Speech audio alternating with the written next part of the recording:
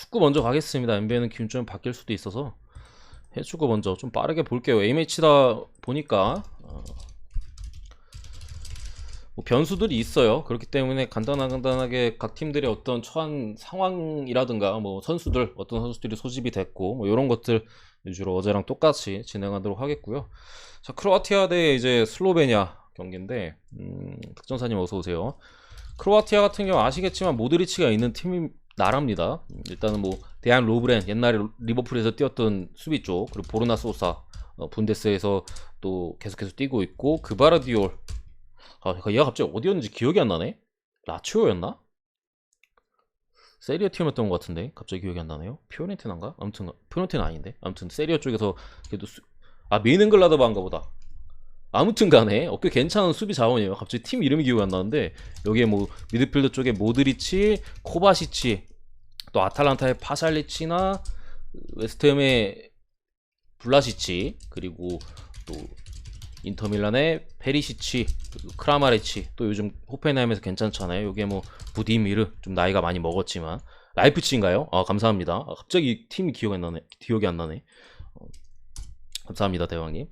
어쨌든 요런 선수들이 지금 소집이 됐죠. 라인업적으로 분명히 강합니다. 강한데 빠진 선수로 말씀드리면은 브로조비치 핵심 미드필더가 빠졌고요. 수비 쪽에 부르살리코나 공격 쪽에 브레칼로 같은 뭐 토리노나 뭐 인터밀란 뭐 요런 자원들이 지금 빠져 있는 상황이어서 일단 제가 볼 때는 다 아쉽긴 해요. 다 있으면 다 지금 크로아티아에서 주전이거나 뭐 충분히 도움이 될 만한 자원들이고, 브로조비치가 빠진 부분에 있어서 크로아티아가 중앙 쪽에서의 확실한 좀 점유율이나 이런 부분을 잡는 데 있어서 평소보다는 조금 쉽진 않다. 어쨌든 뭐 사실 모드리치나 코바시치 뭐 많긴 많아요 여전히. 근데 코어 역할을 해준 선수는 역시나 브로조비치거든요. 인터밀란에서도 그런 역할을 하고 있고, 그렇기 때문에 뭐 조금 아쉽긴 합니다. 분명히 있으면 사실 좀 강승 사이즈긴 해요. 왜냐면 점유 자체를 크로아티아가 좀 확실하게 잡아가면서, 그러니까 후방 자체에서 좀 안정적으로 가는 느낌이랄까. 그러니까 빠진 거는 뭐 대방님도 커 보인다고 말씀하지 커요. 그러니까 후방에서 빌드업 자체의 안정감이나 이런 것들이 좀 떨어질 수가 있어요. 왜냐면 모드리치 늙었잖아요. 코바시는 좀 첼시 관련 이슈로 좀 정신 좀 나가 있을 가능성도 있고, 그러니까 확실하게 좀 안정감이 떨어질 수는 있는데, 어쨌든 슬로베니아 같은 경우는 뭐 얀 오블라 키퍼 유명하잖아요. AT 마드리드. 여기에 이제 세스코, 또 잘츠부르크였나? 잘츠부르크 공격 쪽에 그 젊은 자원인데 괜찮은 애예요. 뭐 이런 애들이 있는데, 어쨌든 요런 경기는 사실 정배 쪽으로 가는 게 무조건 맞아요. 이거를 뭐 다르게 볼 여지가 없는 게, 동기부여가 친선전 오늘 다 친선이에요. A매치 동기부여가 없는데 어떻게 보면 있다고 볼 수가 있어요. 왜냐면 월드컵이 코앞이잖아요. 이제 여기는 없어요. 이제 당장 뭐 네이션스 리그 그 유럽에서 하는 거 있잖아요. 뭐 그런 것들 뭐 나중에 열리잖아요. 당장 동기부여는 어쨌든 크로아티아 쪽에 있다. 월드컵이 있는 상황에서의 친선전은 진출 팀들 같은 경우에는 동기부여가 있다고 보는 게 맞아요. 그러니까 좀 더 잘 경기를 치르려고, 그러니까 그런 부분에서의 동기부여가 있다 분명히. 그렇기 때문에 이거는 뭐 빠지건 간에 크로아티아가 충분히 그래도 저는 잡아줄 수 있는 경기라고 생각합니다. 어쨌든 슬로베니아도 전체적으로 지금 뭐 말씀 안 드렸는데 일리치치 이런 애들이 뭐 계속해서 빠지고 있잖아요. 요키치 뭐 이런 애들이나 이렇기 때문에 전체적으로 전력적으로도 불안정한 상황에 크로아티아도 누수가 있긴 하지만 동기부여나 여러 가지 감안했을 때 크로아티아가 충분히 잡을 수 있는 경기라고 생각합니다. 두 번째 경기 핀란드 대 아이슬란드, 이런 경기들이 사실 어려워요. 동기부여가 없어요. 핀란드 같은 경우 이제 흐라데키, 이제 레버쿠젠 골키퍼나 뭐 니실라, 아니면 또 유명한 핀란드는 푸키잖아요 사실. 뭐 이런 애들이 있고, 아이슬란드는 지금 세대 교체 중입니다. 세대 교체를 일단은 뭐 하고 있는 걸로 보이고, 특히 뭐 약간 수비 쪽이나 뭐 미드필더 쪽 이렇게 세대 교체를 들어간 것 같아서 일단은 핀란드 승무 사이드긴 한데, 이거는 뭐 분석하고 자시건 간에 동기부여가 없어요.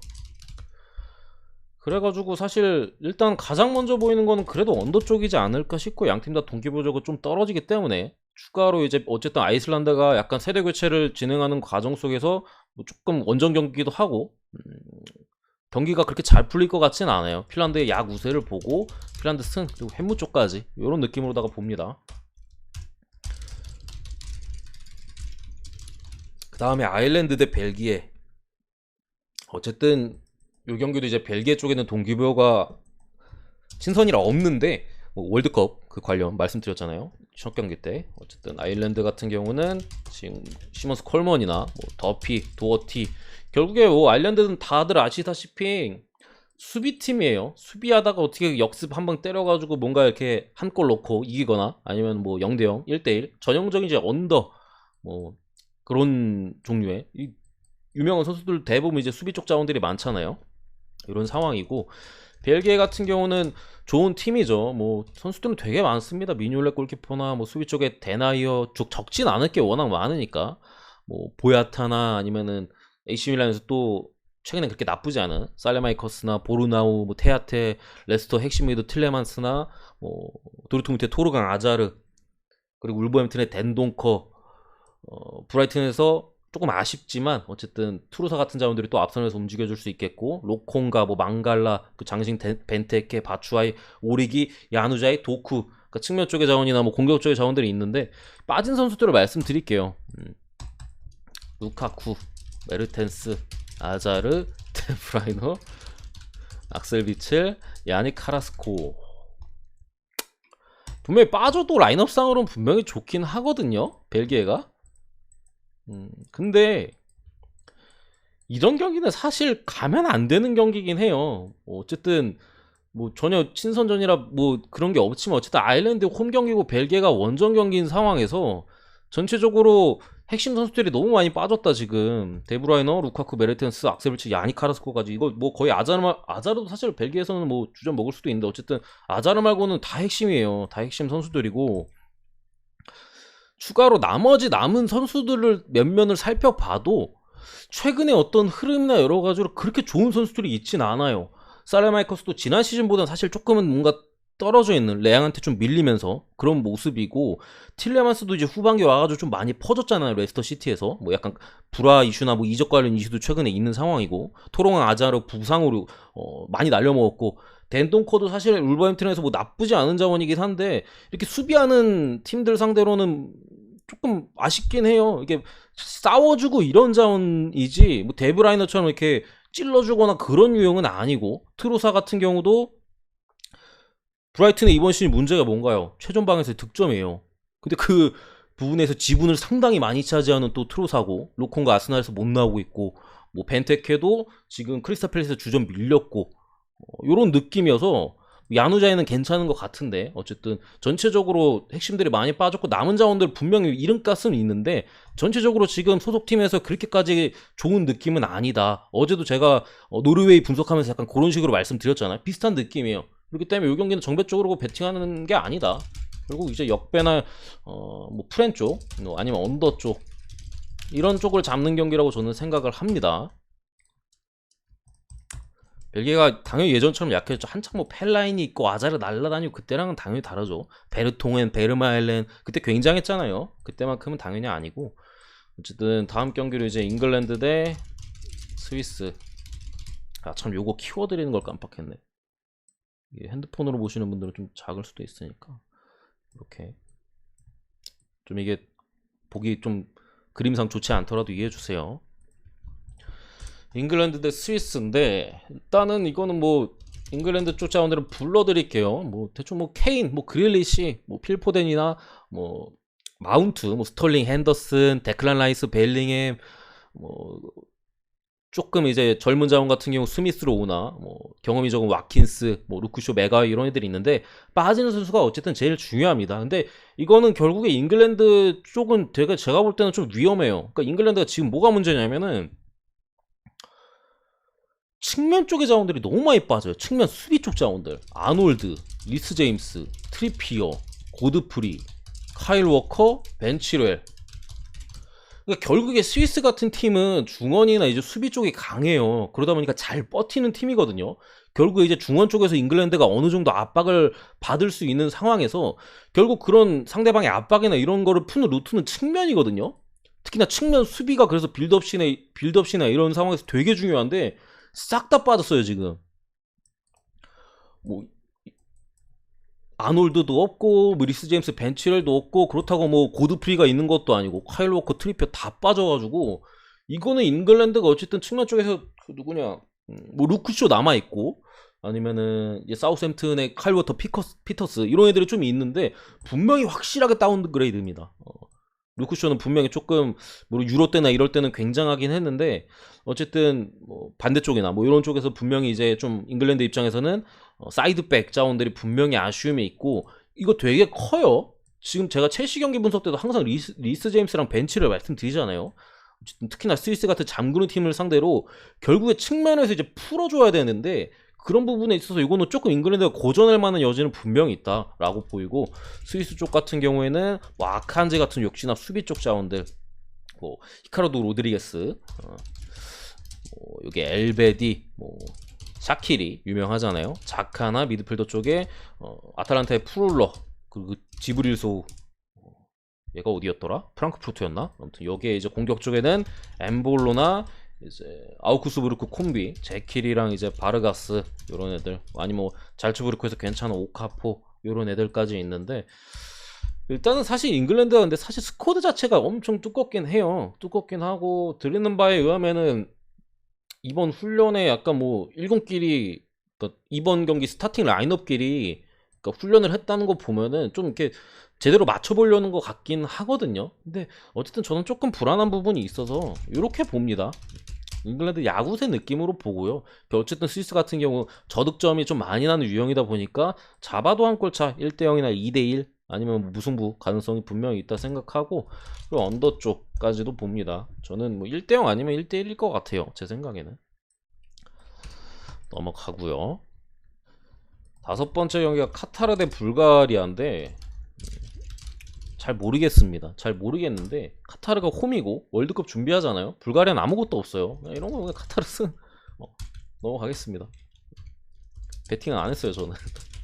어쨌든 베팅한다면 저는 카타르로 찍을 것 같습니다. 다음 경기로 이제 스페인 대 알바니아. 역시나 스페인 같은 경우도 월드컵에 진출했고 사실 이제 예선에서 좀 득점에 있어서 어려움을 좀 많이 겪었어요. 그러다 보니까 점유율을 바탕으로 그 점유율을 중심으로 이제 실점을 최소화하면서 한 골 한 골 넣어가면서 좀 빠듯한 승리들을 많이 챙겼던 스페인인데 오늘 같은 경우는 이제 뭐 수비 쪽에 아스필리쿠에타나 뭐 라포르트 뭐 마르코스 알론소나 호르디 알바 카르발 뭐 이런 애들이 있고 미드필더 쪽에 좀 어쨌든 스페인도 세대 교체가 사실 많이 됐어요. 발렌시아에서 또 공격적으로 좋은 솔레르나 아니면 이제 마르코스 요렌테 또 에이티 마드리드 아니면 코케 마찬가지 아니면 바르셀로나의 가비나 페드리가 들어온 게 제가 볼 때는 좀 크긴 합니다. 예선과의 확실한 차이예요. 페드리 같은 경우는 제가 볼 때 지금 스페인 그 미드필더 라인 중에서는 압도적으로 페드리가 실력이 좋아요. 그렇기 때문에 계속해서 부상인 상황에서 이번에 소집이 됐잖아요. 또 바르샤의 또 이제 후반기 이제 반등을 확실하게 이끌고 있는 핵심이고 이런 부분에서 좀 포인트가 있다고 보고 여기에 맨시티에서 잘해주고 있는 수비형 미드필더 쪽에 로드리나 다니 올모도 복귀했고 후반기에 뭐 알바라 모라타나 뭐 토레스 이런 애들이 있는데 근데 스페인도 부상자 쪽이 어쨌든 중요한데 호드리고 모레노나 안수파티 오야르자발 아다마 트로레 공교롭게도 좀 공격 쪽에서 많이 빠져요. 안수파티는 뭐 진작 이번 시즌 많이 못 뛰었고 오야르자발이 또 국대를 앞두고 또 그렇게 됐고 아다마도 마찬가지고 모레노도 그렇고 하필이면 또 이제 친선전을 앞두고 이렇게 많이 또 빠지게 돼서 공격 쪽이 조금 헐거워졌고 결국 알바로 모라타나 이거 페란 토레스는 지금 둘 다 사실 득점에 있어서 믿을 만한 자원은 아니에요. 여러분들도 아시겠지만 잘하거든요. 토레스는 페란 토레스는 움직임이나 이런 거는 잠시만요. 저 이상한 거 와가지고 저 벤 좀 때리고 들어갈게요. 뭐죠 저거?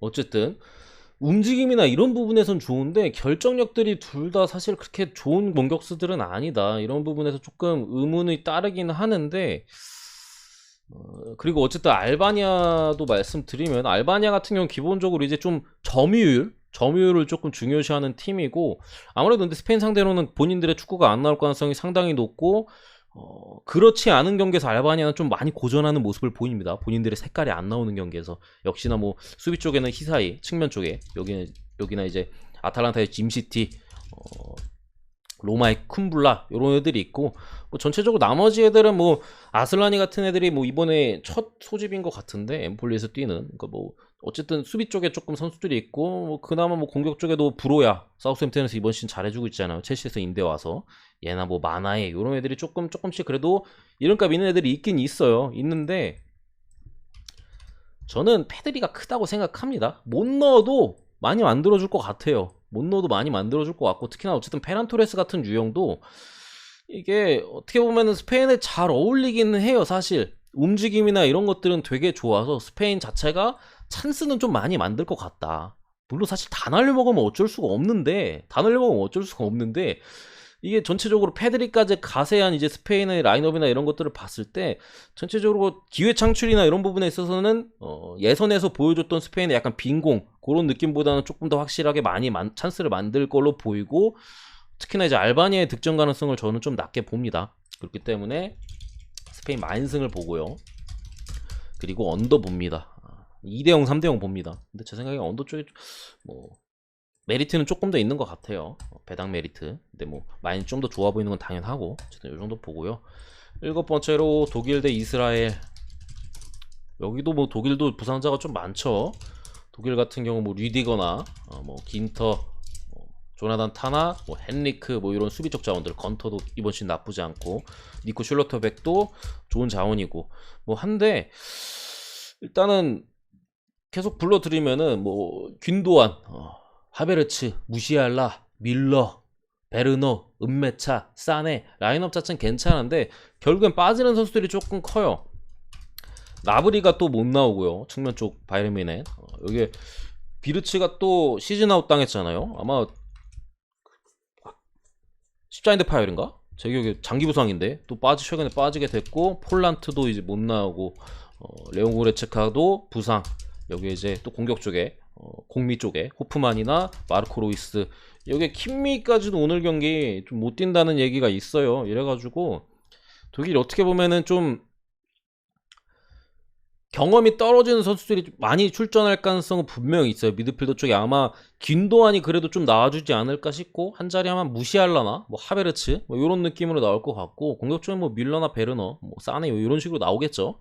그래가지고 조금 빠지는 선수들이 좀 있어가지고 고민을 했는데, 이스라엘도 어쨌든 지금 이스라엘 같은 경우는 사실 이제 원래는 선수비 후역습인데 이번 월드컵 예선 때는 이상하게 또 실점이 많았어요. 왜 그랬는지 모르겠는데 저 경기를 안 봤어가지고. 어쨌든 근데 자비가 또 빠졌습니다. 자비잖아 이스라엘 하면은 다부르 자비, 공격 투톱이 되게 유명하잖아요. 근데 자비가 또 빠지면서 전력적인 누수가 있고, 뭐 이스라엘에서 좀 잔뼈 굵은 뭐 비튼이나 뭐 솔로몬 요런 수비 쪽이나 뭐 미드필더 쪽 자원들은 나오긴 합니다. 자비 정도 이제 확실하게 못 나오는 걸로 보시면 되고, 독일이 근데 사실 A매치는 장난질 원탑이거든요. 독일 프랑스 이 친선에, 물론 프랑스는 어제 전 터질 것 같았는데 극장골 넣고 이기긴 했어요. 장난질 원탑이긴 한데, 그래서 저는 의외로 이게 젊은 피들이 좀 섞이고 하는 게 긍정적인 좀 시너지를 내지 않을까 싶어요. 특히나 이제 어쨌든 월드컵을 앞두고 있고, 뭐 월드컵 예선에서 독일이 보여줬던 그런 포스나 이런 것들은 분명히 이제 긍정적이었다고 생각을 해요. 감독도 이제 한지 플릭 좋은 감독이 자리를 잡으면서 조금 더 이제 그런 A매치에서 장난질이나 이런 것들이 좀 줄어드는 느낌이 있어가지고, 일단은 저는 독일 마인 쪽을 봅니다. 마인이랑 오바 쪽 뭐 이렇게 보는데, 저는 일단 안 가긴 했어요. 그래도 이미지가 그동안에 보여줬던 그 A매치 때 삽질하는 그 이미지가 그려져서 안 가긴 했는데, 베팅하면 이렇게 가는 게 맞는 것 같아요. 최근에 독일은.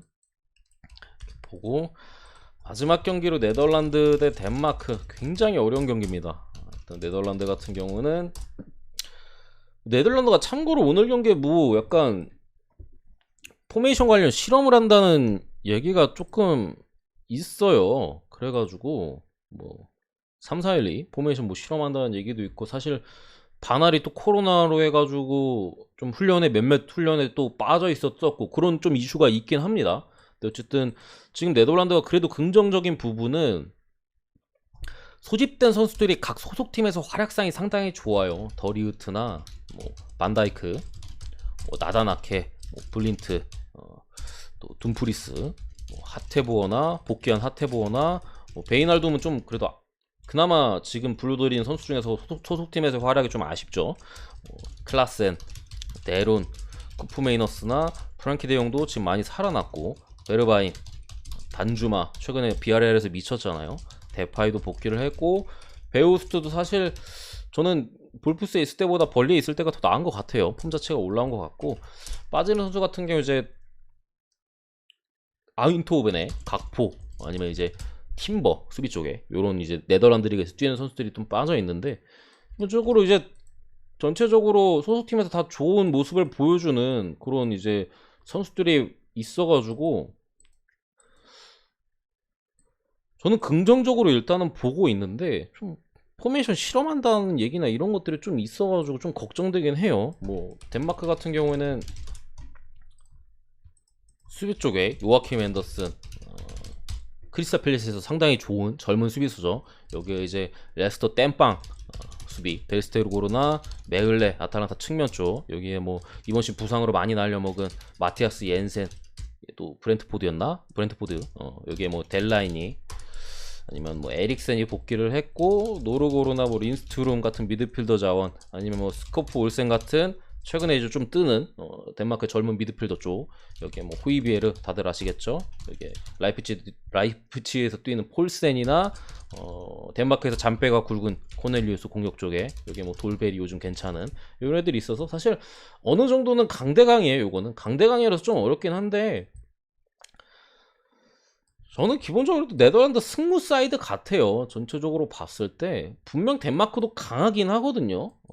수비 쪽 라인업도 지금 꽤나 괜찮고, 미드필더 쪽에서도 분명히 이제 경험 많고 괜찮은 선수들이 있어요. 밑에서 치고 올라오는 애들도 있고, 공격 쪽에서도 나쁘지 않은 모습이긴 한데, 네덜란드의 전체적인 어쨌든 선수들의 분위기가 저는 또 좋은 것 같아서 야구세 느낌으로 봅니다. 야구세 느낌. 요것도 결국에는 2대1 정도, 저는 햄무 쪽을 조금 더 보고요. 기본적으로 네덜란드 잡는 그림이 좀 더 나은 것 같고, 한 2대1 정도 스코어를 예상합니다. 근데 뭐 무승부가 나서 터져도 그렇게 이상하진 않다라고 보여지기도 하고요. 저는 개인적으로 고배당 찍는 게 나은 것 같아요, 이 경기는. 근데 뭐 승 가시는 분들을 말리진 않겠습니다. 456이요? 잉글랜드 스위스, 무 햄무 언더, 카타르 불가리아 카타르 승, 스페인 알바니아, 스페인 마인 언더, 독일 이스라엘, 독일 마인 오바, 이렇게 봤어요. 어차피 다시 그 유튜브에 올라가니까 다 보시고, 그 다음으로 이제 NBA를 들어가서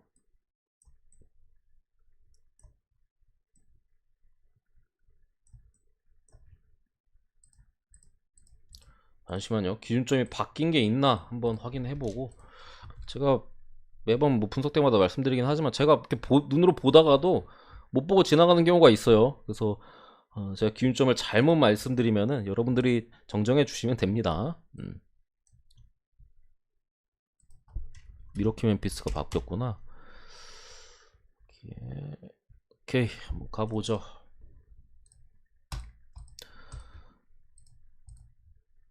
오늘도 설사 대결이 많습니다. 일단 첫 번째 경기로는 요 경기가 아니고 뉴올리언스 대 세크라멘토, 샌안토니오, 죄송합니다. 똥대똥에 가가지고 세크라멘토 떠올라가지고 잘못 얘기했네. 어쨌든 플레인 토너먼트 경쟁하는 팀끼리 만났어요. 서부 컨퍼런스에서 이제 레이커스와 이렇게 해가지고 세 팀에서 이제 경쟁을 하고 있고, 지금 뉴올리언스랑 어쨌든 레이커스가 한 발 앞서 있는 상황에서 샌안토니오가 최근에 이제 2연승을 당했습니다. 2연승을 당하면서 이제 바짝 또 치고 올라온 뭐 그런 상황이에요. 뉴올리언스 입장에서는 지금 좀 바쁜 게, 요 경기 다음에 이제 레이커스를 만나거든요. 그렇기 때문에 만약에 요거 패배하고 다음에 이제 또 백투백 내일 바로 있어요. 그러니까 내일 모레 바로 레이커스랑 또 만나서, 이거 만약에 여기서 지고 또 레이커스한테 진다면은 진짜 샌안토니오가 맹추를 할 수도 있다. 이런 상황이고, 이제 두 팀이 최근에 맞대결이 있었는데 뉴올리언스가 원정에서 그냥 대학살을 해버렸던 경기고, 기본적으로 뉴올리언스의 이 강력한 인사이드 프론트 코트진에 샌안토니오의 이 부실한 포워드진이 탈탈 털렸어요. 기본적으로 이 경기는 제가 볼 때 상성이 있는 경기예요. 샌안토니오는 백코트 수비는 그래도 디존테 머리가 어느 정도 하는 부분이 있는데 이마저도 데릭 화이트가 이제 보스턴으로 떠났잖아요. 그렇기 때문에 분명히 아쉬운 점이 있어요. 프리모라는 이제 젊은 선수가 좋은 선수예요. 괜찮은 포텐도 있는 괜찮은 선수인데 어쨌든 데릭 화이트가 나간 상황에서 백코트 수비도 살짝 흔들리고 있는 상황에서 프론트 코트진은 얘는 포워드진 수비가 개판이에요 그냥. 근데 뉴올리언스는 뭐가 강점이다? 프론트 코트진. 뭐 최근 같은 경우 그냥 리바운드를 마구잡이로 잡아내면서 확실히 이제 뭐 발란슈나스, 잭슨 헤이즈나 뭐 허브 존스 아니면 벤치 쪽에 뭐 빌리 에르난 고메즈, 뭐 마샬 이런 이제 강력한 프론트 코트진을 바탕으로 이제 좋은 모습을 보여주고 있는데 여기 이제 CJ 맥컬럼 뭐 상당히 지금 뉴올리언스 와서 계속 잘해주고 있고 계속 사실 맥컬럼이 오고 나서 디존테 그레이엄이 엄청 못했거든요. 지난 경기 시카고전에 엄청 살아났다라는 점까지 긍정적이다. 프론트 코트진에서도 뉴올리언스가 확실한 우위를 거두고 있는 상황에서 지금 어쨌든 그나마 뉴올리언스가 좀 아쉬웠던 디존테 그레이엄까지도 지금 확 지난 경기에서 살아난 데서 또 기대감이 있을 수 있고 브랜든 잉그램이 GTD 가뜩이나 프론트 코트진이 약한데 데빈 바스텔이 또 GTD에 걸려있고 맥더먼 벤치에 핵심 로니 워커 빠져있고 랭포드는 사실 샌안토니오에서 기회를 많이 얻고 있지 못한데 어쨌든 또 밸런스를 잡아줄 수 있는 자원도 빠져있고 요거는 뉴올리언스 찍는 게 맞다. 그리고 제 생각에는 샌안토니오는 탱킹 느낌이에요 제 생각에. 약간 애매하긴 하거든요. 샌안이 탱킹인지 아닌지 행보가. 뉴올리언스는 확실하게 이제 윈나우 팀이고 샌안이 약간 탱킹인가 아닌가 헷갈리긴 하는데 2연승을 거두고 있잖아요 최근에 샌안. 제가 당했다라는 표현을 썼는데 직전 경기 포틀랜드 오늘 휴스턴이랑 하는 거 보셨잖아요. 승리를 당했고 그 전에 골스 상대로 이겼는데 그때도 샌안이 승리를 당했어요. 경기를 보신 분들은 아시겠는데 마지막에 그때 제가 골스 일반승 주력 한 폴락 당했거든요. 근데 승리를 당했어요. 3초만 남았는데 자유투 놓치고 그냥 파삭해가지고 이상하게 그냥 심지어 샌안이 자유투 하나를 놓쳤는데 공리 따가지고 그냥 2점 넣으면서 그냥 게임이 그냥 솔직히 말도 안 되는 경기인데 어쨌든 승리를 당했어요 샌안이. 최근에 특히나 승리를 거두는 경기에서 그런 경기들이 늘고 있다. 그 전에 이겼던 OKC와의 경기에서도 OKC가 잡는 그림인데 샌안토니오 갑자기 눈치 없이 버저비터 3점을 꼽으면서 승리를 따낸 최근에 이기는 경기마다 약간 승리를 당하는 느낌이 강하고 뉴올리언스 같은 경우에는 이길 때 깔끔하게 이겨주고 질 때도 잘하다가 져요. 잘하다가 뭐 지난 샬럿전 같은 경우 이제 백투백 체력적 이슈가 좀 있었던 경기에서 막판에 무너지면서 아쉽게 졌었고 뭐 지난 시카고전에 보셨지만 엄청 잘합니다. 그렇기 때문에 일반승은 제가 볼 때는 공짜다라고 생각을 하고 마인승까지 가능성이 있어 보여요. 그래도 근데 저는 뭐 일반승 가는 게 좀 더 나은 것 같고 뭐 마인승도 보긴 합니다. 기본적으로 샌안이 어려울 수밖에 없다. 프론트 코트진이 일단 뉴올리언스가 너무 강력해서 샌안토니오 약점이거든요. 프론트 코트진의 수비가. 근데 뉴올리언스의 강점이다. 상성상으로도 안 되고 분위기 여러 가지 고려했을 때 이거는 뭐 뉴올리언스가 내일 레이커스 백투백인데 이 경기 질 거라고 생각 안 합니다. 그리고 이 경기는 동전 던지기예요. 올랜도는 이제 확실한 탱킹 팀이고 탱킹에 대해서는 제가 어제도 설명드렸는데 뭐 말씀드리면은 밑에서 탑3가 중요해요. 탑3까지가 이제 로토리 픽, 드래프트 그 픽 관련해가지고 확률이 가장 높고 그 위에 이제 네 번째부터는 조금씩 떨어져요 계속. 그렇기 때문에 지금 탱킹 같은 경우에는 뭐 올랜도나 휴스턴 아니면은 디트로이트, 뭐 오클라호마 이렇게 있잖아요.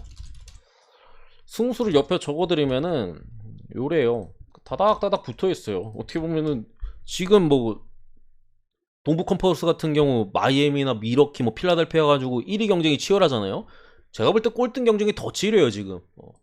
이거 지금 네 번째로 OKC가 지금 한 발짝 앞서 있는데 여기 OKC한테 추월 안 당하려고 오히려 요 바닥이 더 추월합니다.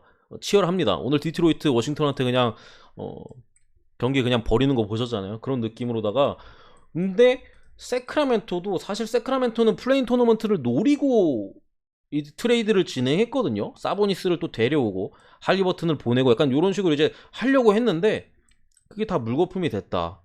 세크라멘토도 현재 탱킹을 하고 있는 상황이고 라인업이 개판이라서 사실 어제 디트 때도 제가 말씀드렸 제대로 붙으면 올랜도가 이기거든요. 이거는 웬카주 지금 수비 미쳤고 뭐 그래도 코렌선이 어쨌든 좀 아쉽긴 한데 지금 버티고 있고 벤치도 지금 올랜도가 훨씬 좋고 할 것 같은데 저는 이거 3.5도 이런 경기에선 사실 의미가 있다고 생각을 합니다. 3.5도 둘 다 지려고 할 것 같아요. 제가 볼 때는. 근데 어쨌든 조금 더 바쁜 거는 올랜도예요. 탑3 안에 들어야 되고 세크는 사실 뭐 이미 조금 어정쩡한 느낌이잖아요. 그런 상황에서 이제 포틀랜드나 뭐 인디애나 이런 팀들과 이제 탱킹 경쟁을 하고 있는데 결국에 막판에 서로 지려고 하다 보면 점수 차이가 줄어들지 않을까 싶어요. 그러니까 요런 자그마한 기준점도 요런 경기에서는 조금 의미가 있을 수 있다고 저는 생각을 해서 찍는다면 역시나 세크라멘토 프랜승을 보고요. 언더 쪽 봅니다.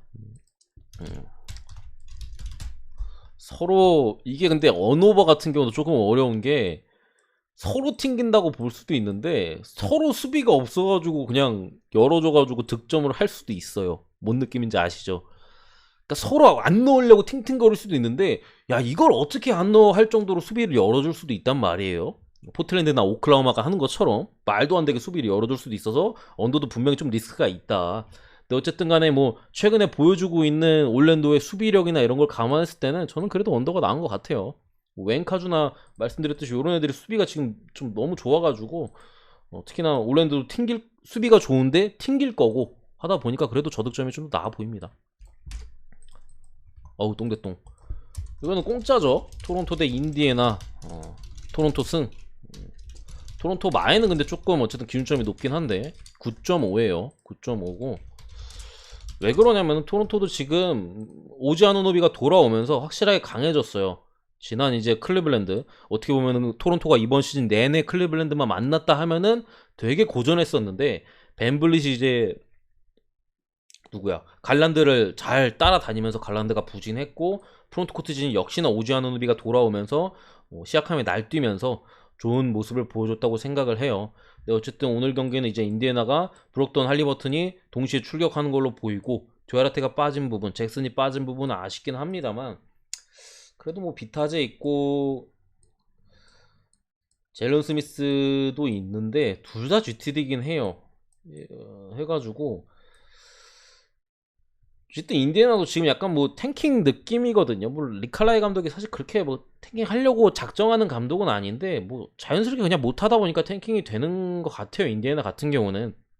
근데 어쨌든 간에 탱킹의 위치에 있는 팀이고 지금 이 빅맨즈들까지 GTD에 걸려있는 상황에서 토론토 오지안누비까지 복귀하니 프론트 코트진의 힘을 막을 수 있을까라는 생각이 개인적으로 듭니다. 그래서 마인승을 보는데 불안한 점을 말씀드리면 토론토가 가끔 이런 경기에서 수비를 안 할 때가 있어요.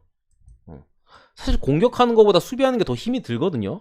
그렇기 때문에 어차피 우린 이긴다. 이렇게 수비를 약간 느슨하게 하다 보면 인디애나 같은 경우 어쨌든 야투, 도깨비라고 제가 항상 말씀드리잖아요. 3점이 빵빵 터질 수 있는 팀이다. 그거를 이제 추구하는 팀이기도 하고 그러다 보니까 오바 쪽의 가능성도 충분히 고려해볼 만하다. 어쨌든 인디애나가 이제 토론토의 프론트 코트 씬에 탈탈 털릴 가능성이 좀 높기도 하고 토론토도 수비가 조금은 느슨할 수 있다. 오늘 같은 경기에서는. 그렇기 때문에 오바 쪽도 고려해볼만 하다고 생각합니다. 뭐 핸디는 근데 찍는다면 많이 찍는 게 낫다고는 생각하는데 저는 끌리진 않아요. 솔직히 안 갈 것 같아요. 저 같으면 오바는 뭐 고려해볼 것 같은데 마이는 손이 안 갑니다. 네 번째 경기 클리블랜드 대 시카고입니다. 와, 이 경기도 엄청 중요한 게 시카고 어디까지 떨어지려나요? 어느덧 지금 뭐 토론토나 클리블랜드는 다 잡혔어요. 이렇게 되면 시카고 지금 발등에 불똥 떨어졌어요. 진짜로. 지금 당장 요거 지면 이제 클리블랜드랑 동률이 되는 상황에서 토론토 기세가 상당히 좋잖아요. 이러면은 7위까지 떨어질 수도 있고 7위까지 떨어지면 브루클린이랑 이제 또 플레인 토너먼트 플레이오프를 또 치러야 되고 플레인 토너먼트를 해야 되고 만약에 또 질 가능성이 높잖아. 브루클린 어떻게 이겨 시카고가. 지면은 또 이제 샬럿과 애틀란타 승자랑 한 번 더 붙어야 돼요. 근데 시카고가 지금 라인업상으로 어쨌든 벤치가 안 좋고 하다 보니까 특히나 지금 선수 전체적으로 드로잔도 그렇고 라빈도 그렇고 지쳐가는 상황에서 절대 지면 안 되거든요. 상황상으로는 7위까지 가면 시카고는 사실 1라운드에서 그냥 떨어지는 사이즈요. 7위까지 떨어지게 되면은 체력적이나 여러 가지 사이즈로 봤을 때 애초에 여기서 어떻게든 해가지고 6위 자리나 지키거나 아니면 5위 자리 지키거나 해서 가도 사실 희망이 많이 없는데 쉽지 않다. 근데 제 생각에는 지금 클리블랜드도 만만치 않게 지금 주접을 떨고 있어요. 갈란드도 힘이 갈수록 좀 많이 빠져지는 우승은 당연히 못합니다. 1라운드도 힘들어요 지금 시카고는. 그런 상황이고 전체적으로 벤치에서 뭐 캐리스, 르버트나 이런 애들도 뭐 갈란드의 백업을 잘 해주고 있긴 합니다만 본연의 포인트 가드로서의 이제 빅맨진을 살리는 모습은 잘 보여주지 않는다. 특히나 어쨌든 시카고 같은 경우도 높이 싸움에서는 분명히 열세예요. 이제 뭐 클리블랜드 이 빅라인업에 있어서 뭐 리바도 많이 내줄 것 같고 골밑이 많이 털릴 것 같은데 어쨌든 클리블랜드는 사실 갈란드가 못하면 못 이기는 팀이에요. 골밑이 털리고 자시고 간에 갈란드가 못하면 클블은 못 이기거든요. 근데 어쨌든 시카고에는 카루소가 있고 도순무 백코트 수비에서의 그래도 강점을 보여줄 수 있는 선수가 있고 갈란드 같은 경우도 지난 경기 일단은 별로 폼이 안 좋았다는 점을 봤을 때 저는 이 경기는 시카고가 잡을 것 같아요. 잡을 것 같고 역배기 때문에 또 배당적인 메리트도 좀 있어 보이고 그리고 오바 쪽 이 경기 시카고를 보는 이유가 어차피 털리거든요. 골밑은 어차피 털려요. 그러니까 결국에 시카고가 얼만큼 득점에 있어서 효율을 뽑고 얼만큼 갈란드를 제어하고 요 싸움이에요. 얘네가 잘하고 자시는 거는 상관이 없어요. 얘네가 그리고 애초에 모블리, 마카넨, 러브 득점 볼륨을 30점 이상 가져갈 줄 선수들도 아니에요. 끼껏 많이 넣어봐야 20 몇 점, 뭐 10점 뭐 후반 요 정도 사이즈거든요. 어차피 그렇기 때문에 어차피 클브를 이기려면 갈란드 잘해야 되고 갈란드에 대한 수비는 시카고가 어느 정도 가져갈 수 있다. 라는 부분에서 시카고가 클리블랜드의 수비를 어느 정도 괴롭혀줄 수 있느냐가 제가 볼 때 포인트인데 지난 경기 뉴올리언스전에 시카고가 그냥 지긴 했지만 긍정적이었던 부분은 슛이 잘 들어갔어요. 뉴올리언스가 어쨌든 백코트 수비가 약한 부분은 분명히 있긴 합니다만 슛이 그래도 라빈의 슛감이 상당히 좋았었고 벤치에서 코비 하이트가 또 잘 터져줬고 전체적으로 슛감이 좋았던 상황에서 드로잔이 어쨌든 쉬고 또 나오잖아요. 이런 부분에 있어서 저는 시카고가 클리블랜드를 상대로 충분히 어느 정도 득점 볼륨을 가져가 줄 수 있다라고 봤고 클리블랜드도 어쨌든 빅라인업으로 뭐 이번 시즌 전체적으로 좋은 수비를 자랑합니다만 최근에는 좀 많이 아쉬운 모습이 분명히 있다라고 봐서 시카고가 저는 잡는다고 봅니다. 나쁘지 않아 보이고 그래도 조금 다득점으로 이어질 가능성이 더 높다고 생각을 해요. 자, 5번째 경기로 마이애미 대 브루클린. 마이애미는 제 생각에는 당분간은 좀 찍으면 안 돼요. 일단은 벤치가 너무 아쉽다. 마이애미의 가장 강점은 주전 라인업에서도 충분히 어느 정도 해결을 해줄 수 있는 상황에서 벤치가 NBA 모든 팀들 중에서 가장 뎁스가 좋고 좋은 모습을 보여주는 팀이었거든요. 근데 일단 히로가 빠진 부분 분명히 크고요. 특히나 벤치에서 그래도 쏠쏠한 활약을 보여주던 스트러스나 이런 애들이 안 터지고 있어요. 최근에 슛감이 마테이가 같다. 여기에 뭐 지금 뭐 빠져있긴 한데 올라디포도 별로고 빈센트 빠진 부분 분명히 아쉽고 뭐 요런 사이즈여서 어빙이 앞으로는 이제 또 홈 경기도 뛸 수 있는 브루클린이잖아요. 듀란트도 있고 특히나 이제 최근 경기에서는 뭐 세스커리의 공백이나 이런 것들이 좀 아쉽고 얘네도 사실 뭐 그렇게 좀 아쉬운 모습을 보일 때가 많았었는데 저는 이 경기는 어쨌든 브루클린 찍는 게 맞다고 생각합니다. 어떻게 보면 사실 마이애미도 이 동부 컨퍼런스를 라인업 상으로 뭐 미러키나 브루클린이나 약간 저격 라인업이에요. 그러니까 동부 컨퍼런스 파이널 뭐까지 노리면서 이제 컨퍼런스 파이널 진출하겠다라는 식으로 라인업을 짰긴 했거든요. 그러니까 프론트코트 진은 어쨌든 수비나 뭐 PGA 테커 이런 애들 데려왔잖아요. 근데 기본적으로 일단 어빙을 못 막습니다. 어빙을 못 막고 마이애미가 전체적으로 부진한 점 이런 점 봤을 때 마이애미 못 찍는다. 어제 제가 뉴욕전도 말씀드렸잖아요. 못 간다. 백투백인 점도 있고 브루클린 잡는다고 봅니다. 다만 불안한 점이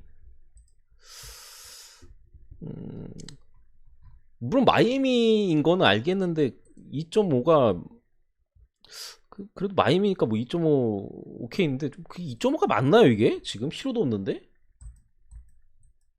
어빙 있고 듀란트 있고 지금 그나마 좀 뎁스가 얇은 가드진에 뭐 드라기치나 세스커리도 나오고, 드라기치가 안 나오면 조금 아쉬울 수는 있어요. 고전할 수는 있는데 드라기치도 어쨌든 GTD긴 한데 프라바블로 나올 가능성도 높고, 커리도 그런데 이게 2.5가 맞나? 기준점이 좀 이상하긴 한데 어쨌든 브루클린 사이드로 봅니다.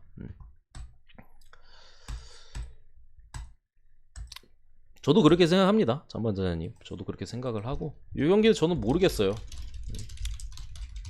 여러분들의 판단에 맡기는 경기고, 일단은 뭐 미들턴이 복귀할 걸로 보이고 쿤보가 GTD입니다. 뭐 어떻게 될지 모르는 상황에서 주루 할러데이가 빠졌어요.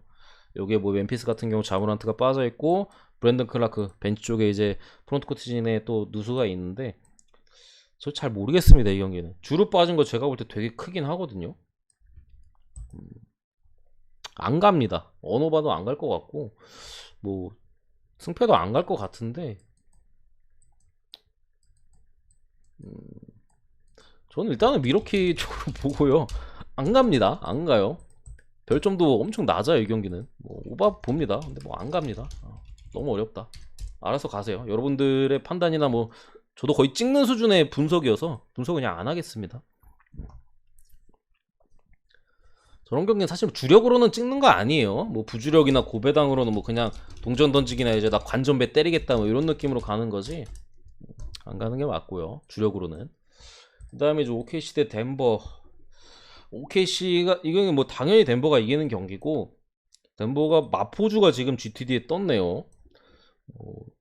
정규 시즌 내에 복귀한다는 소식이 돌긴 했는데, 일단은 제가 볼 때는 안 나올 가능성이 좀 더 높지 않을까 싶어요. 좀 더 천천히 복귀를 시킬 가능성이 높다고 생각을 하고, 이거 오클슨 가면은 진짜 이사님 장난이시죠?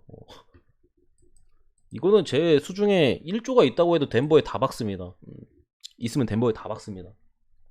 덴버가 무조건 이기는 경기예요. OKC는 무조건 집니다. 다만 어떻게 지느냐, 요 싸움이에요. 일단 덴버 같은 경우도 지금 뭐 이제는 표시도 안 되는데, 뭐 루돌트나 뭐 이런 애들 다 빠져 있어요. 이게 뭐 부상자가 결코 줄었다고 보기는 어렵습니다. 물론 데릭 페이버스나 뭐 스가 이런 애들이 지금 GTD에 떠 있긴 한데, 이건 절대 못 이겨요. OKC가 딱 말씀드릴게요. 절대 못 이겨요. 가면 돈 날리는 거니까 가지 마세요.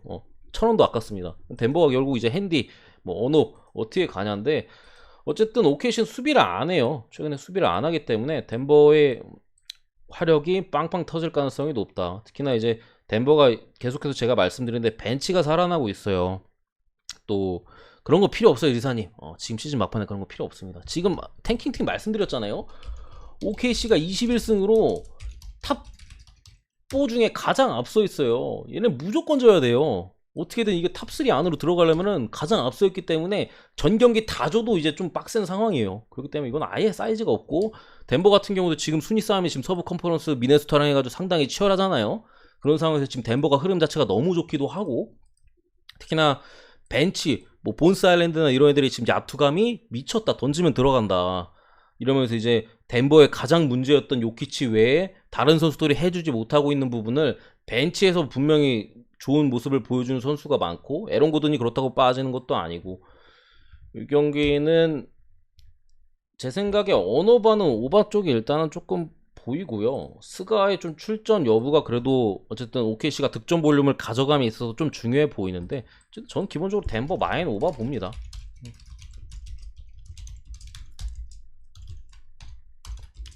이렇게 보긴 하는데, 조금 불안한 점은 어차피 OKC가 죽자 살자 덤버도 못 이기거든요.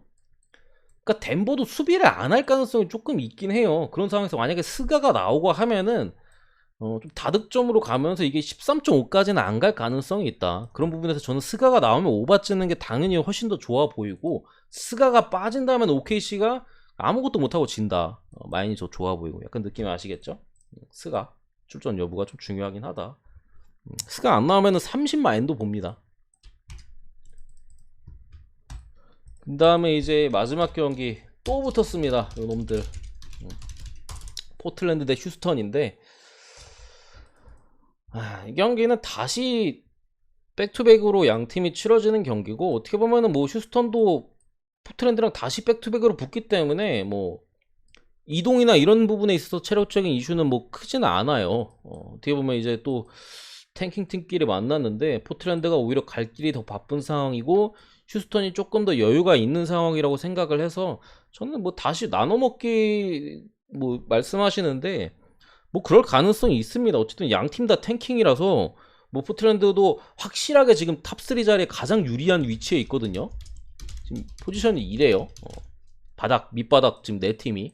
그러니까 휴스턴이 지금 가장 유리한 위치에 있는 거 맞고 뭐 이겨도 크게 문제는 되지 않을 아직까지는 여유가 있는 상황이라서 하긴 한데 본인들이 확실하게 가겠다면 질 수도 있어요. 뭐 안전빵으로 질 수도 있는데 제가 보는 이 경기는 와 이걸 휴스턴이 어떻게 지지? 하는 경기예요. 이거 지금 이거를 질 수가 있나요 휴스턴이 지금? 이 라인업으로? 이 라인업한테? 저는 진짜 지려고 발악을 해야지 비빌 경기 같거든요. 그러니까 휴스턴이 지려고 진짜 발악을 해야지 이거 포틀랜드가 좀 비빌 수 있을 것 같아요. 그래서 어차피 그런 사이즈라면은 그냥 휴스턴 쪽을 보고 어쨌든 19승으로 좀 여유가 있긴 하잖아요. 그런 상황에서 지금 또 젊은 선수들이 스탯, 뭐 야투율 이런 것들을 또 끌어올릴 수 있는 포틀랜드와의 경기고 분명히 이거 조시 하트나 윈슬로우 요런 애들의 새벽 사이에 GTD나 이런 부분이 바뀔 수도 있어요. 바뀔 수도 있는데 뭐 여전히 내일 경기도 빠진다면은 포틀랜드가 뭐 어떻게 해볼 수 있는 게 없다 사실. 그래가지고 그죠 스찌 휴스턴 마인슨까지 2.5인가요? 보고요. 언어바는 언더 봅니다. 언더.